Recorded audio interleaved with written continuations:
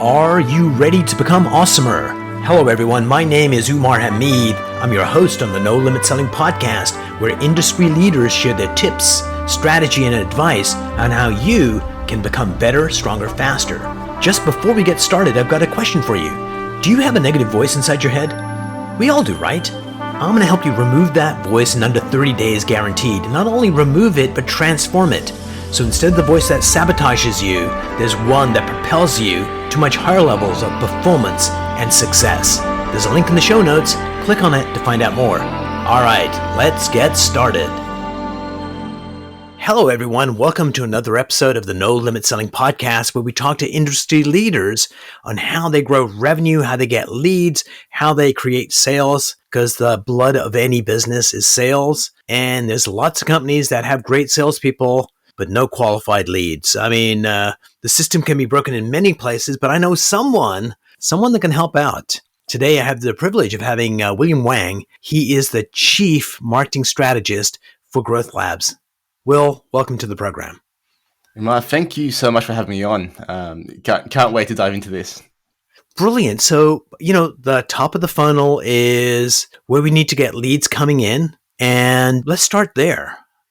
If you've got somebody coming to you, starting a brand new business, why don't you pick what that business could be, and we'll use that as the example throughout the show. And then let's talk about how you'd find their target audience, how you'd get leads, and let's build this company from, let's say, 0 to $10 million over the course of the next few years. Take it away. Yeah, sure. So that's obviously a very broad category there. So why don't we use a B2B software business as an example, just because it's top of mind and I can pull out some numbers.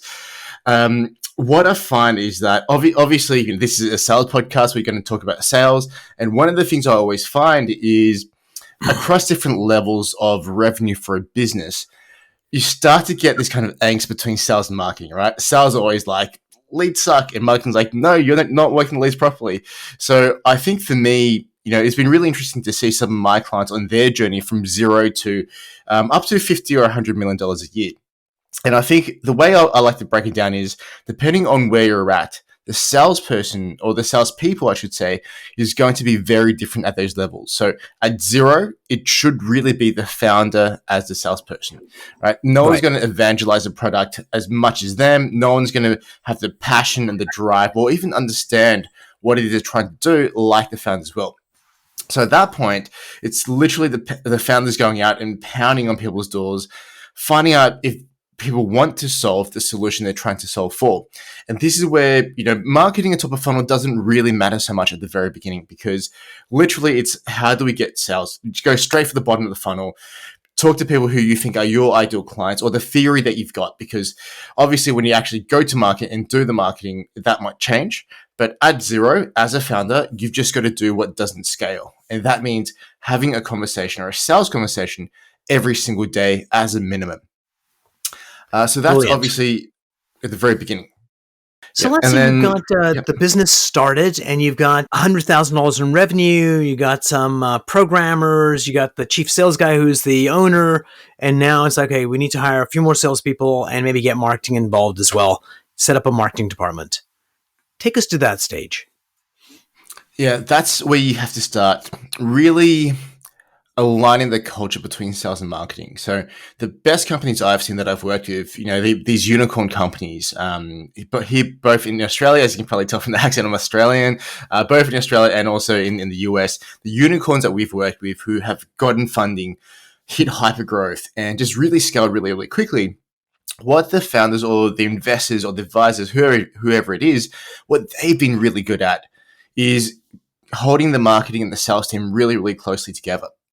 So the analogy the analogy I like to use is kind of like you've got two magnets, and I've got a bunch of magnets here. It's kind of like, if you have opposing forces, you're going to have to work really, really hard to get them close to each other, and they're never going to, attract. But if you flip it around the right way, you have magnets that just magnetize to each other.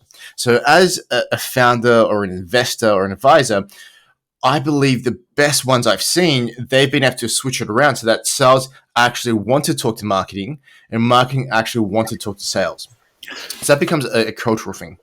So from my point of view, I think actually sales belongs within marketing. Like marketing is the superset and sales is a subset of it.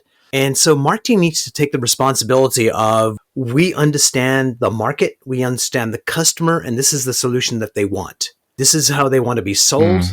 Sales guys, gals go in and sell it in this way, and either they're successful or they're not. So let's say they are successful, everyone's happy, and then marketing comes back in and says, okay, how do we continue the relationship? How do we deepen into the account? And the tip of the spear is sales. But let's say sales is not successful.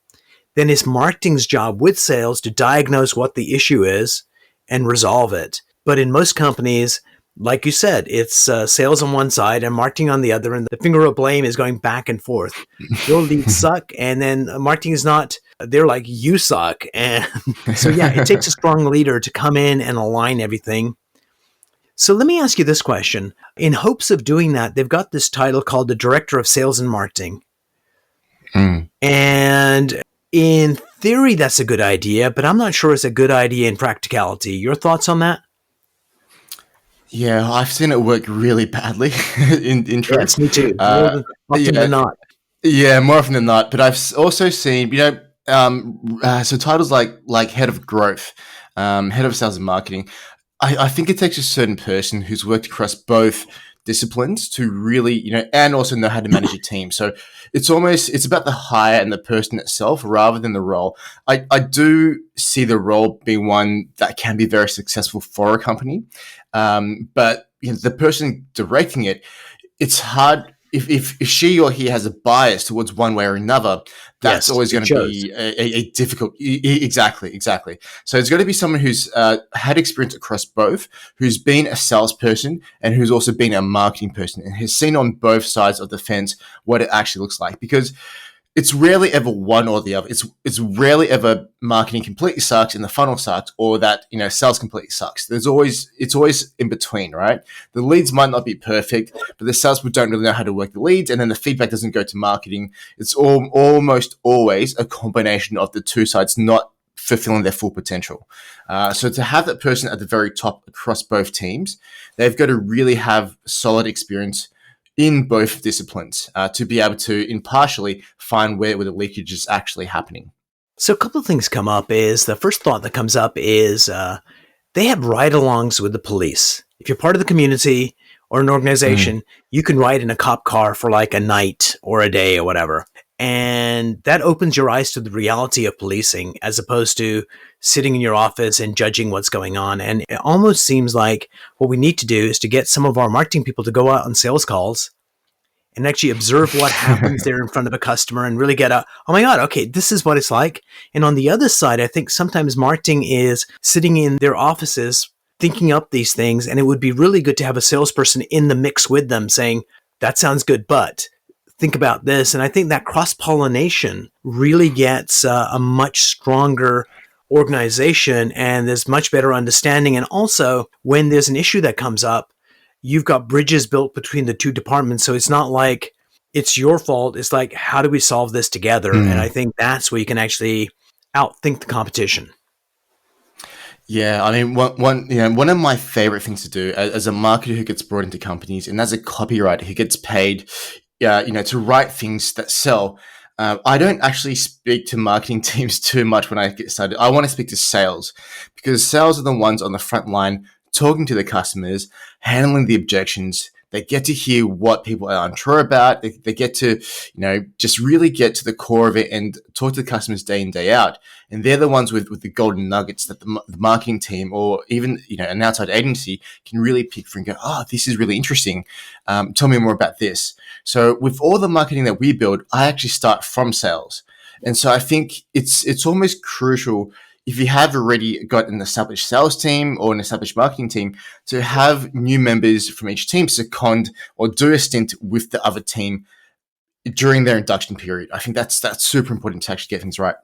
So Will, let's say you have a company with an app that's designed for salespeople on the front line. And what it's designed to do is keep them in the right mindset, no matter what's going on in the day. So if they're feeling like they don't want to pick up the phone, they can listen to a track that'll program to pick up a phone. Or if they feel like a lot of salespeople don't ask for the order and they're going in, they can just listen to a track that'll force them to ask for the order all freaking day long. It'll just program their mind. So if we were launching that to sales departments, the CEOs going out, knocking on doors, what does that look like? Like, where would you send them first? Would it be like the auto industry, real estate? Where would you find a bunch of salespeople that could potentially buy this thing? Oh, that's such a great question. I love that question.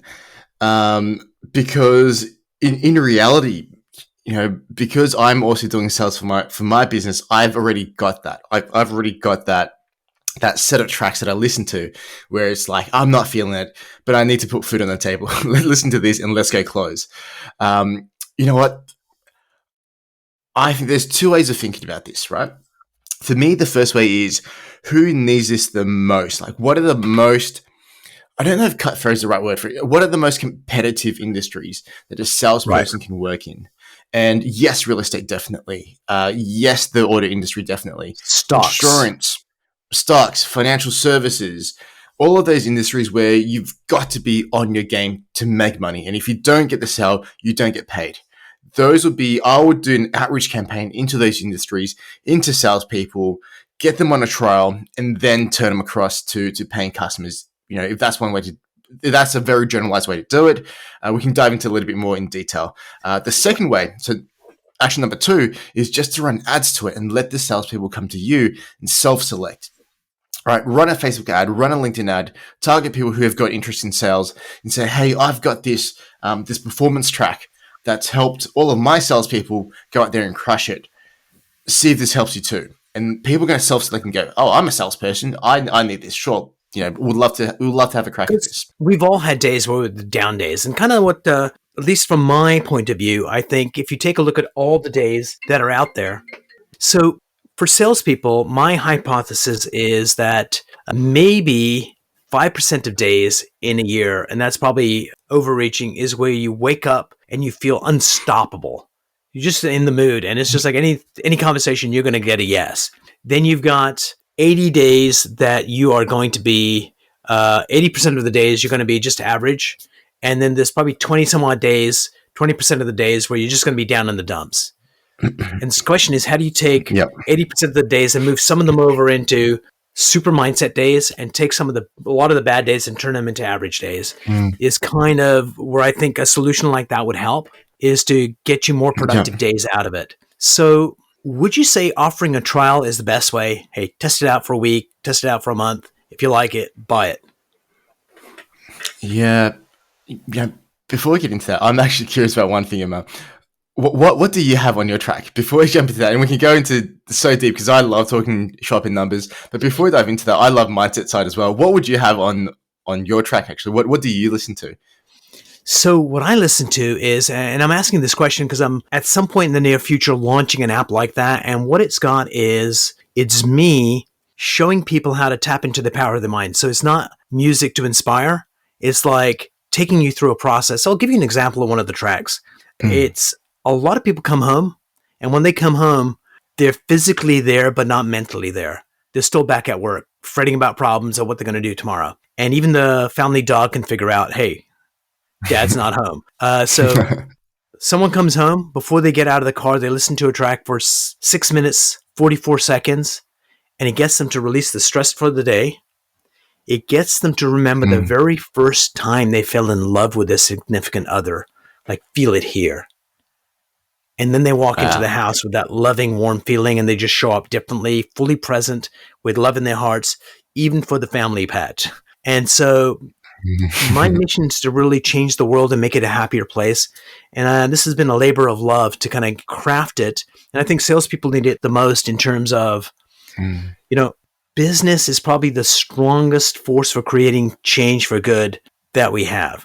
Like, certainly some businesses do bad things, but most businesses, they provide jobs, build communities, build nations. I'd heard this story once. It was in Israel, where they're doing business with the Palestinians. And when shit goes down, the Palestinians are protecting their partners because business is more important than not. And it builds relationships. It builds strength. It makes the world a better place. So anyway, so I'll send you the app to play with. Let me know what you think. And so it's all designed to, if you're not feeling the magic today in 7 minutes, you'll be freaking unstoppable. That is amazing. You know, with something like that, first and foremost, it could be used so widely now, especially because people are actually working from home so much more. Like for example, we used to have an office where all of my team used to go in, and you know, every single day when you leave the office, that was like a trigger of like, hey, we're leaving work, let's leave it at work. But nowadays, you know, we work from home 90% of the time. The office is there, but we rarely go into it. Only once a month when we have a big meeting, right?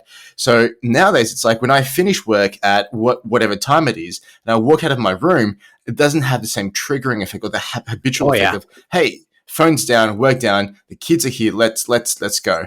So I think that'll be super, super helpful.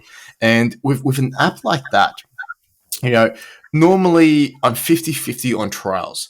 I think sometimes when you do trials, you get a lot of tire kickers. So, you know, sometimes if we can avoid a trial, I'll actively steer my clients to avoiding that and just going into like a paid trial.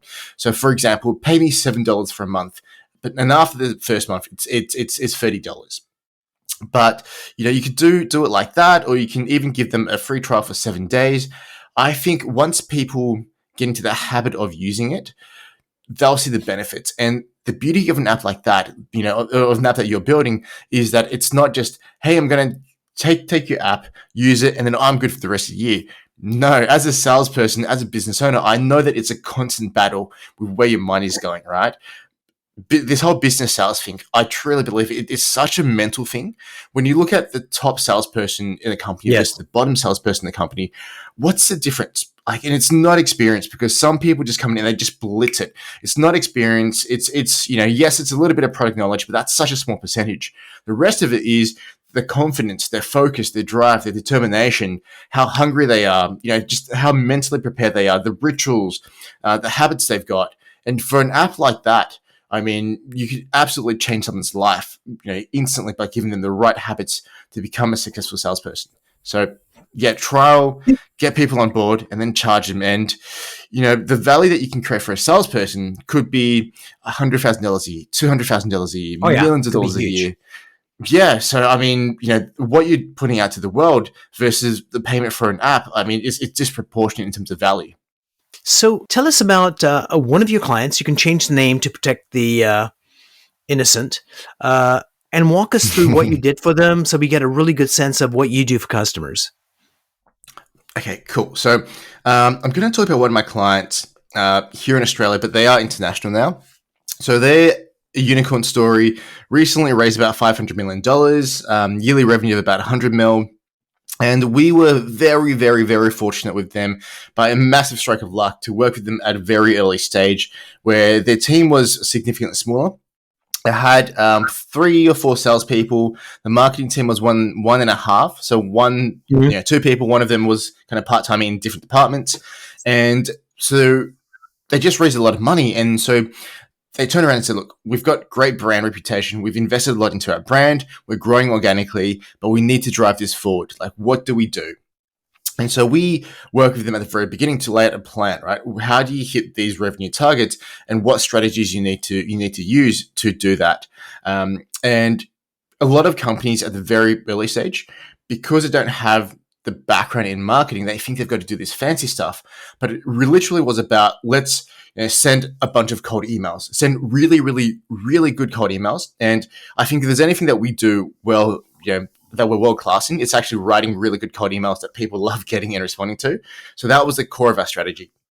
They were going on a massive hiring spree of salespeople.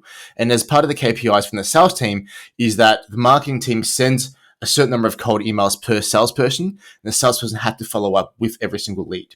So that was a major KPI across both teams. And that's how the teams got brought together, because marketing were responsible for feeding sales and sales were responsible for getting back to marketing. So that was, you know, core strategy number 1. Core strategy number 2 was database building.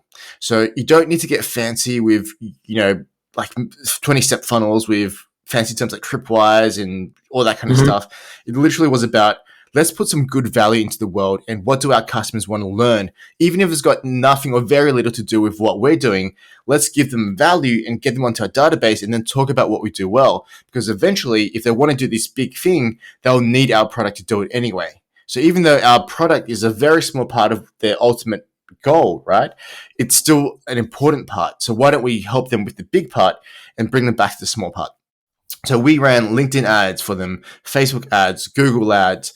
We built a bunch of landing pages, all of the typical marketing stuff. We just really simplified it and just did volume.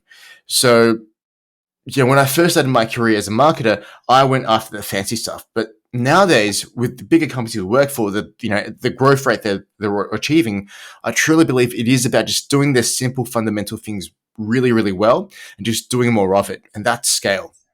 So this client, they went from, I think when they started working with us, they were probably doing about, $10-20 million revenue a year. And now they're just grown exponentially, $100 million revenue, raised $400-500 million. They've gone from strength to strength, but the underlying principles of the marketing and how they feed the leads has stayed the same. All right. So let's kind of step back on this. So you said cold emails. So you get an email list from a broker, or do you guys generate it yourselves? We actually build everything in-house. We've tried a whole bunch of brokerages. It's never worked well. The leads are either stale or they've been hammered 50,000 times. So we actually built algorithm and code, and I've got a team of about 20 people offshore that sit there and just actually put a human lens to the data that we're getting. So we actually build lists from scratch for every single client that we work with. Brilliant. So you've got this cold email, and do you send them out one at a time, or do you do like a MailChimp or an email marketing system? Yeah, so we actually use a system called quickmail.io, and I wouldn't recommend using like a MailChimp or an ActiveCampaign or those type of systems, because they are meant for warm leads coming in, or leads that you've actually gone out and either purchased or brought in.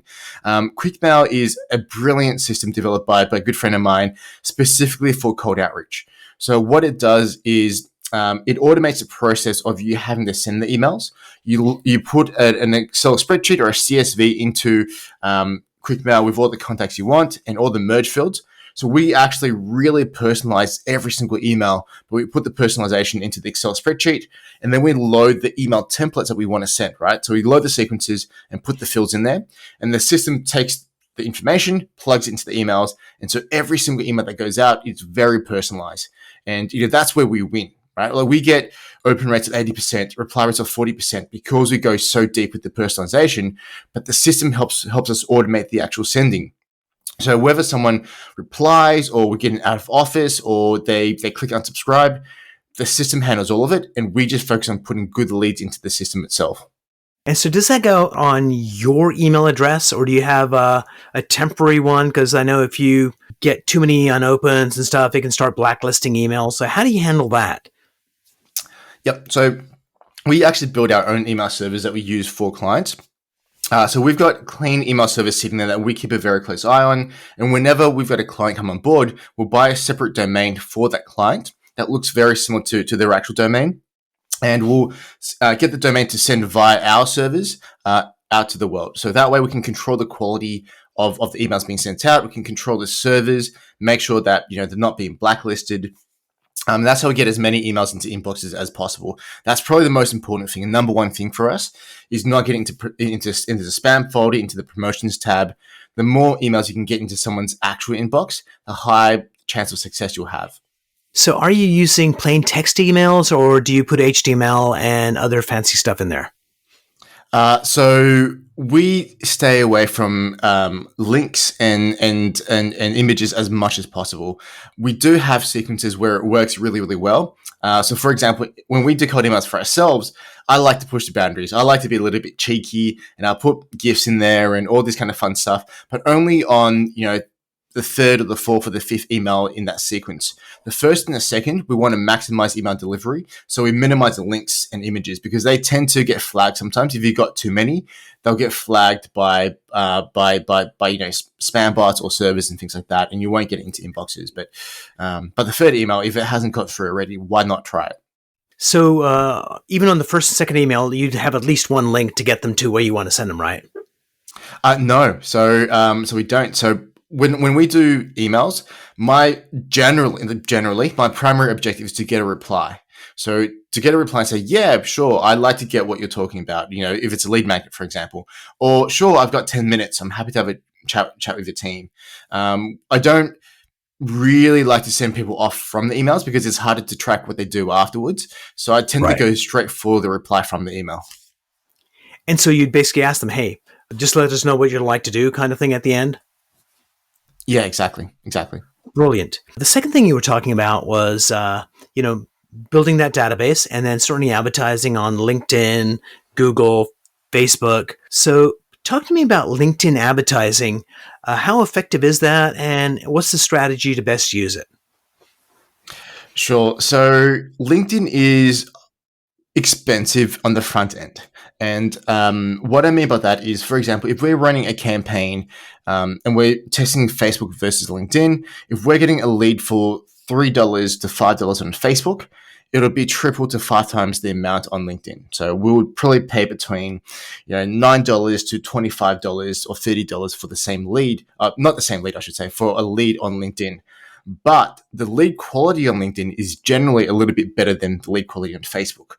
And we verify that by having sales teams behind it. So one of the most important things that we do is we're actually building out a sales team that would help our clients book meetings.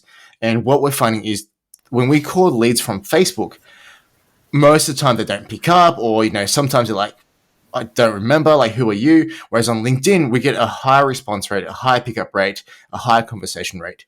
So even though you're paying more, the lead quality tends to be a little bit better on LinkedIn ads.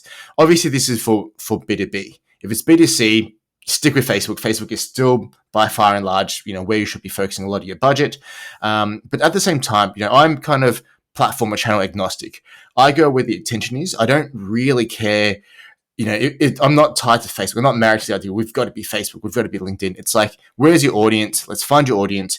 Even if it's not on LinkedIn or Facebook, what newspapers are they reading? What websites are they browsing? Can we go and place a native ad on a website? I literally just go where I know our people are, and that's where we do the advertising. Brilliant. So one of the things I look for is a phrase or that's global. So one of the phrases that's global is, they got different renditions of this, which is, the cobbler's son has no shoes. Have you heard of this? I have, yep.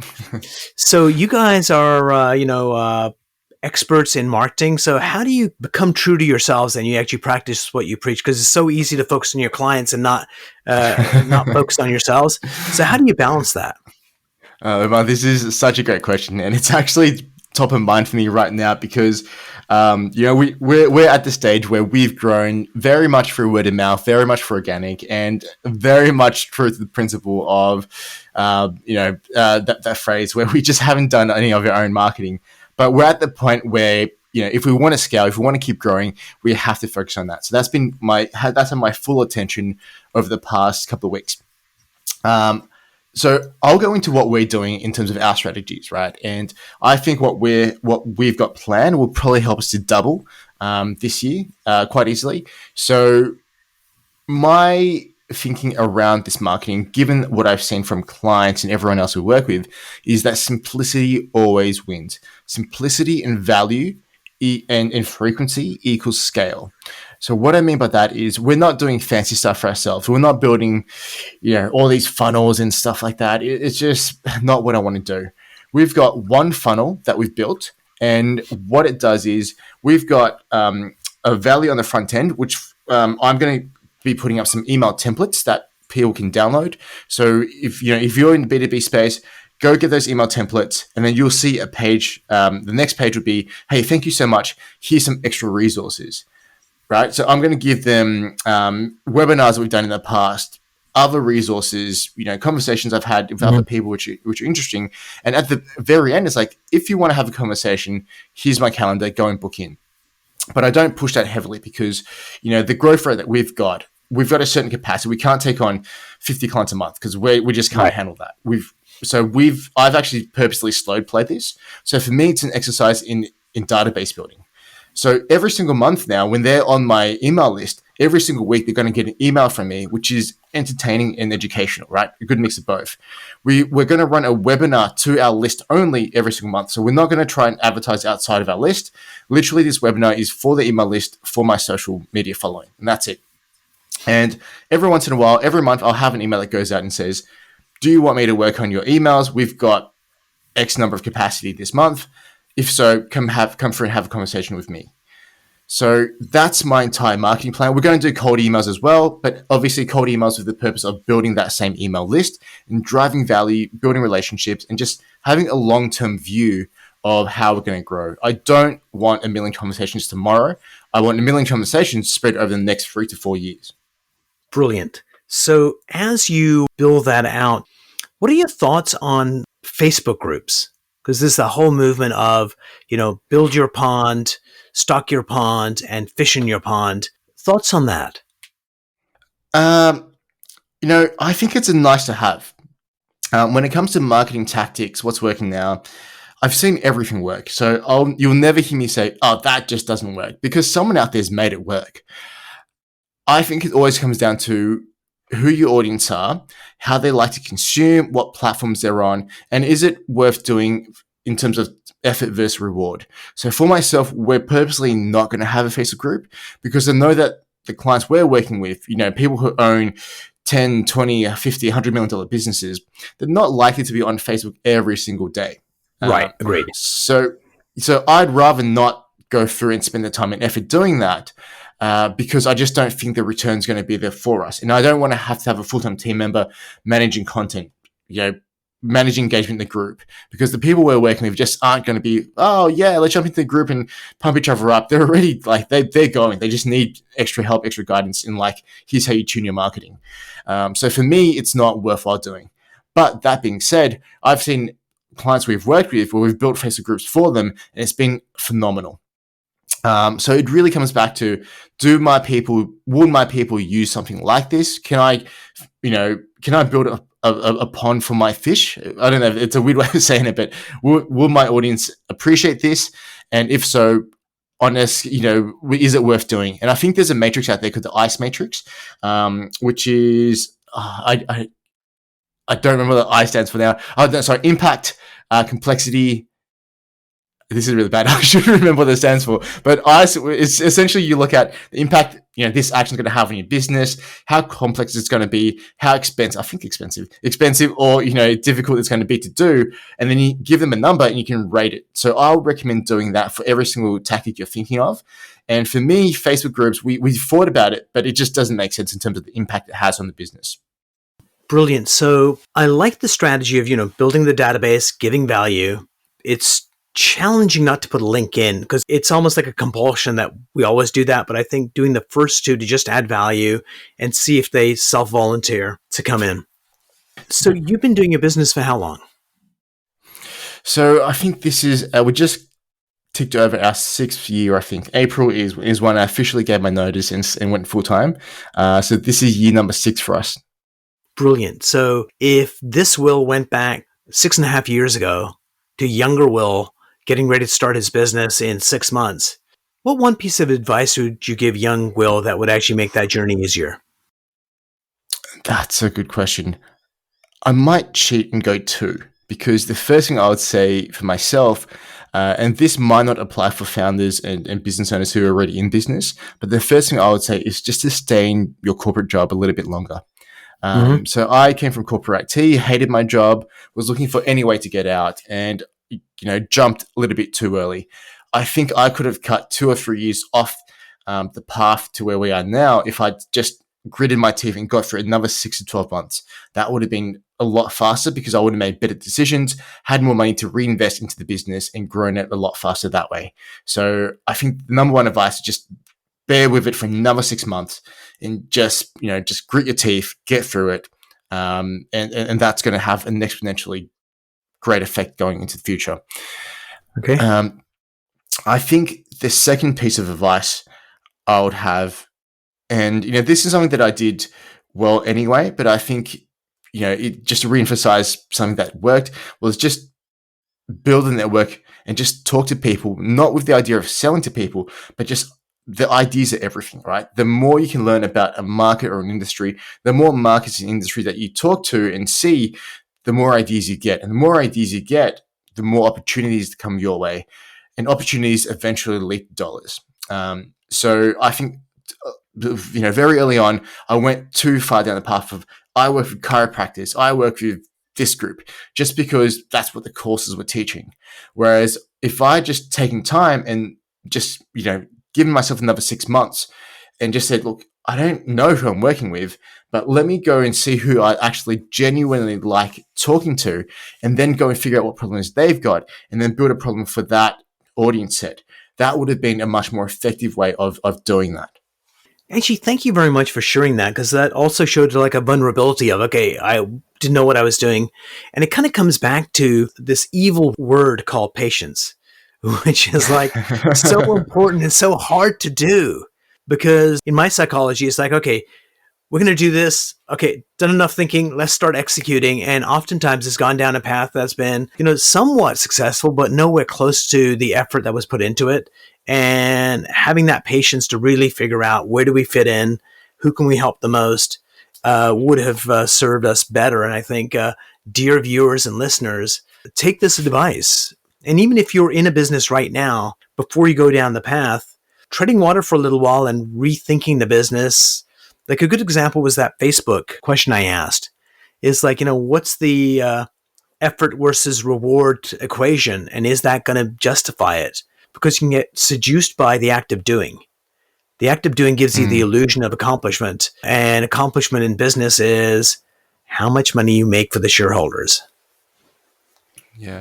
I would also add to that, Iman, I would say, I think the best entrepreneurs and business owners I know, they figured out a way to balance that, because I'll be a little bit careful about going too much to the other side as well, because I'm sure we both know people who are great thinkers, and they think and they think and they think, and then 5 years passes and all they've done is thought and they haven't taken action. Yeah. One of my great friends and client of ours, they've got an amazing business. They help people outsource, and they run this amazing BPO, thousands of clients, all of that kind of stuff. One of the catchphrases which has made a massive impact on me is massive imperfect action.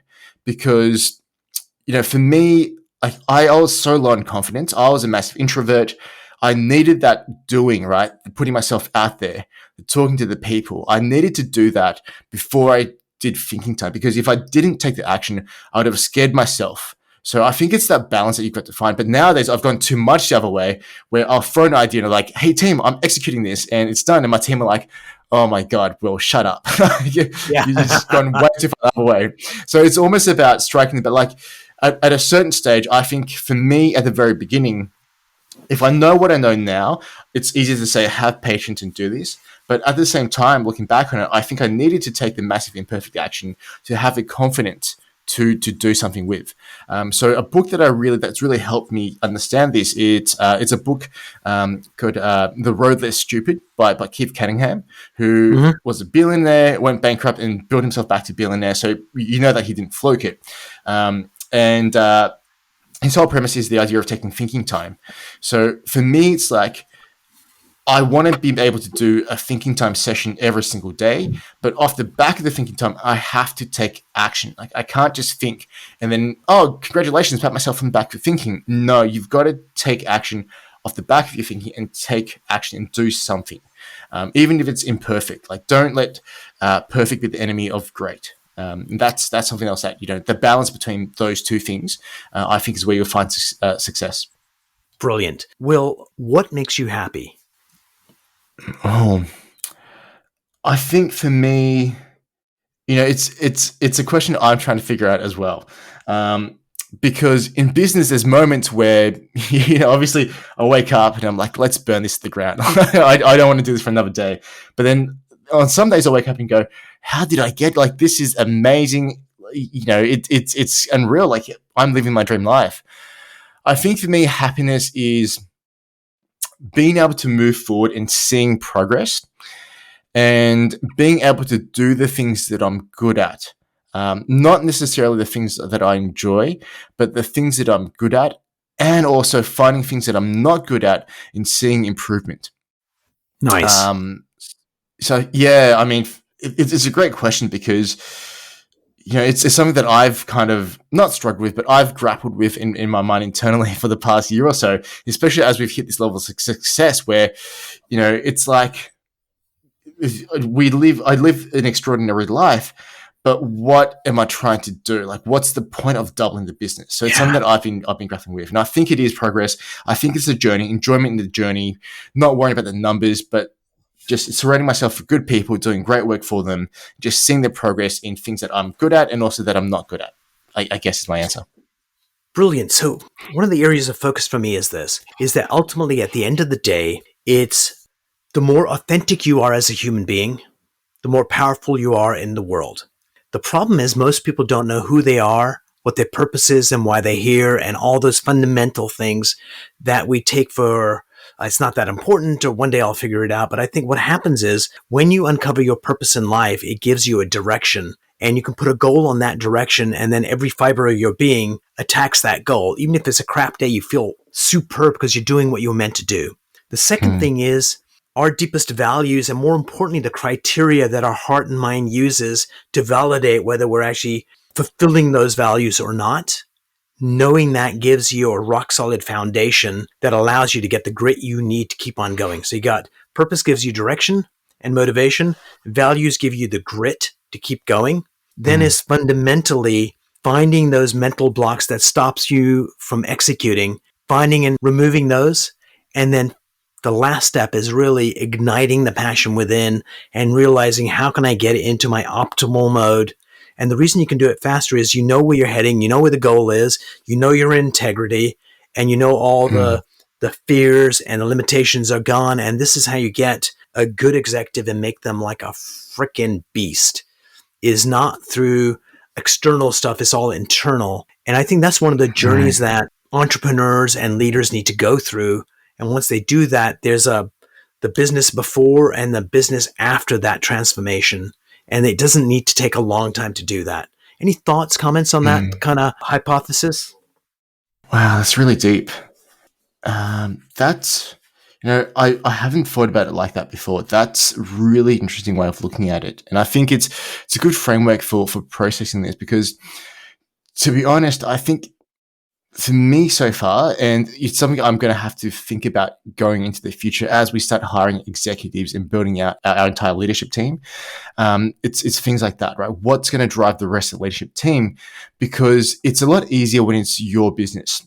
Yes. Right. Because obviously if you lose motivation, you stop paying yourself. That's a painful thing.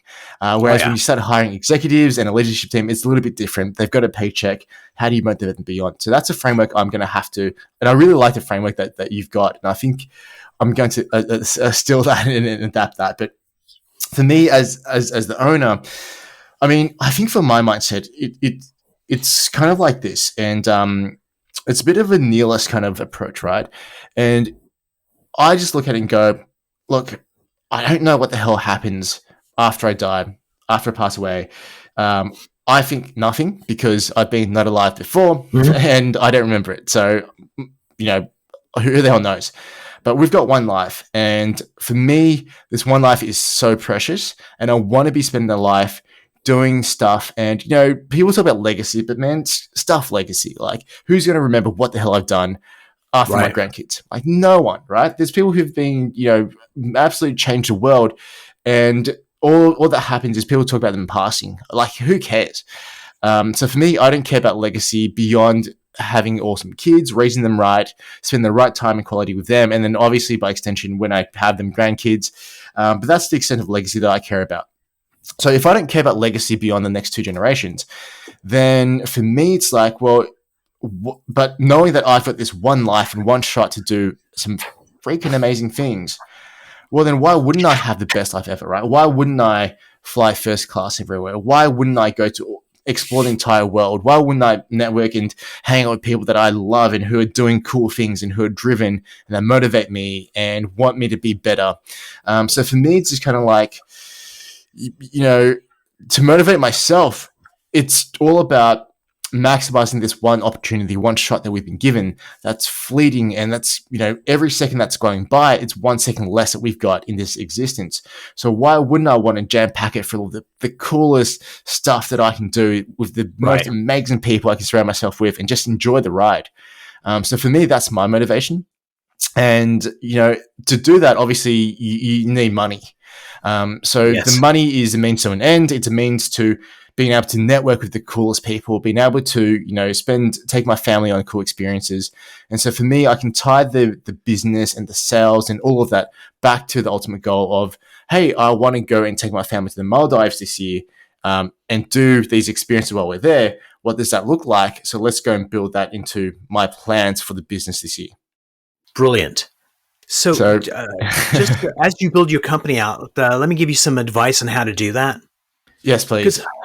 ultimately, at the end of the day, what happens is you've got a company, it's fairly successful, and then you're growing it, and then the consultants come in. And then it's like, okay, what are the values that we want for this company, and how do we define who we are? And you can go all across the world in companies and go in boardrooms, and you'll see on the wall, we are dedicated to the betterment of the environment, our employees, and our customers, and or some other BS like that. And what we really need to do is to get the essence of the owner. What are the core values that are important to that human being, and map those out to the company? Because then that person can be the authentic role model as opposed to trying to be something they're not. The criteria that they use for their values ends up what we reward our employees on. So if it is going above and beyond and an employee does that for a customer, the stories that we capture become the folklore of the company, and they take a concept and make it real.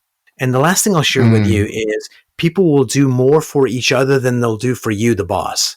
If only we get the right belief system and the culture in the organization. And the best way to think about that is a simple piece of paper.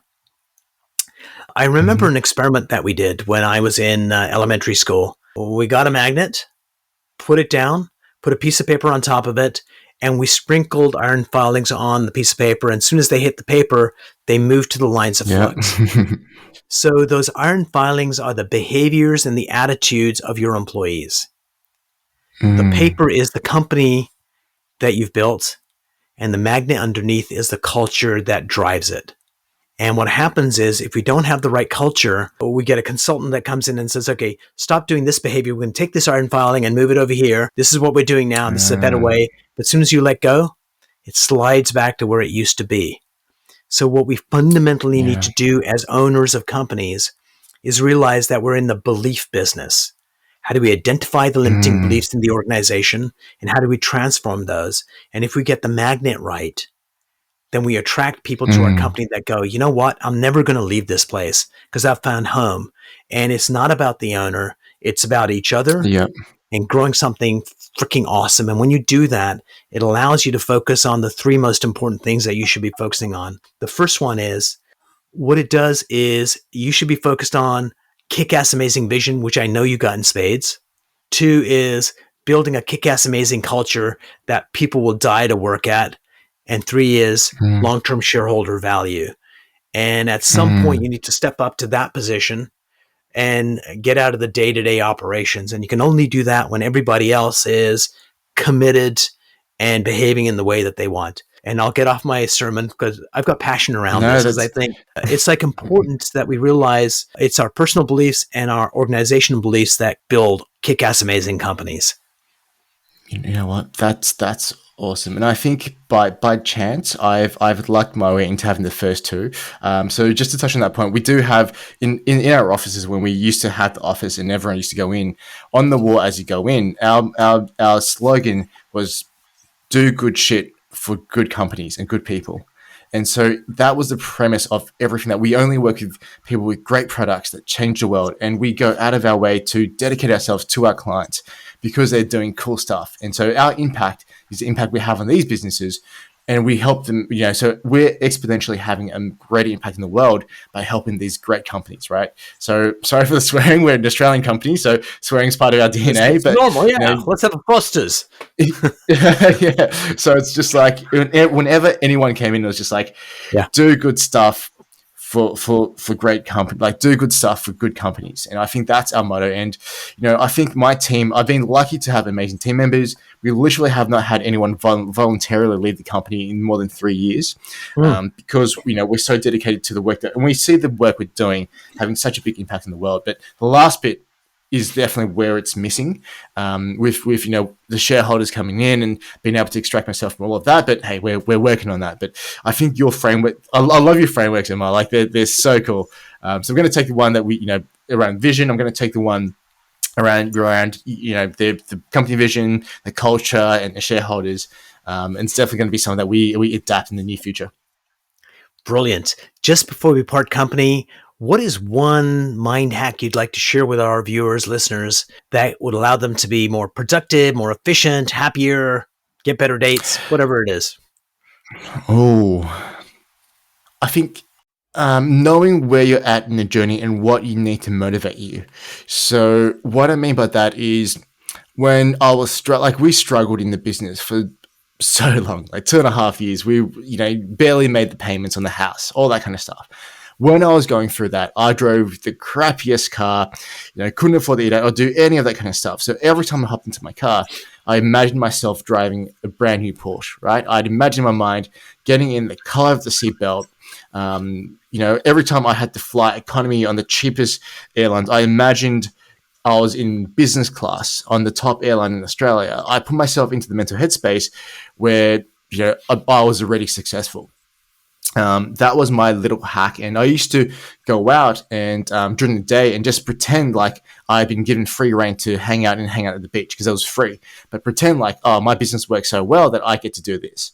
Nice. So that was, when I was struggling, that really helped me get through a lot of the dark times in my mind, knowing that I had achieved already what I was working towards. And it was just a matter of time catching me up to where I was.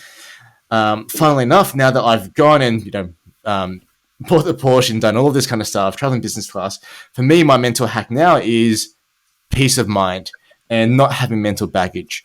So for me, it's actually offloading all of the stuff that I thought used to be cool and going back to just a simple car that I don't care where I live. I don't care if it gets dented or a kid opens the car and dents my car. It's like, I don't need that. I've gone for the fancy stuff. I had my flex. Let's get rid of it and get me back to just like an ordinary Toyota that I can just live anywhere, get sand all over and take surfing and just not even care about. And so so it went from having possessions to now for me, it's like minimalism and just being free to have experiences it's my mental goal right now. So I think it depends on where you are in the journey. Absolutely. And I think had you not dreamed the big dreams to get what you wanted to get, if you went, I just want to do good work, there's a good chance you would not have made it at the same level of success. So you use that carrot to get you where you needed to go. And now you don't need it. So you can go and build the next phase, which is more about being rather than doing. Will, a delightful conversation. 55 minutes went by like that, my friend. And hopefully this is the first of many conversations. This has been so fun. Thank you so much for having me on. This has been amazing. I've learned so much from you just in this conversation as well. So selfishly, thank you so much. Thank you.